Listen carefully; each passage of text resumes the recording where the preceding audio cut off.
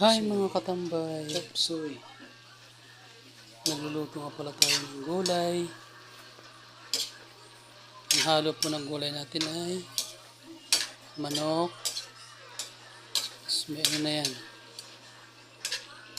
sarsaya, ganun. Habang nagluluto tayo, nanonood naman ako ng TV. Sandali na lang ito, luto na. Yun, iwanan muna natin. Tatakpan pa natin dyan. Mga katambay. Yun. Habang naglalagay ako ng sarsaya. Yun mga katambay. Haluin natin ang haluin. Para ang lasa ay pantay-pantay. Mga katambay. Hindi ko nga pala tinigilan pag halo. Para nga masarap yung gulay na niluto natin.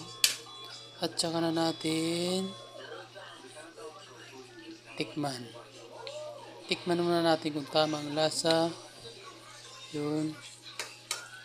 Tapos na magtikim ay tatakpan na natin. Marami nga pala hugasan. Lagyan na natin ng konting toyo para maging malasa yung ating chopsuey. Yun guys. Lalagyan natin ng soy sauce.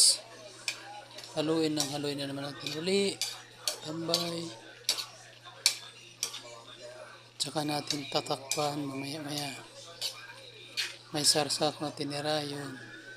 Kailangan may sarsa siya para sarap. Hanggang guys, hanggang dito muna.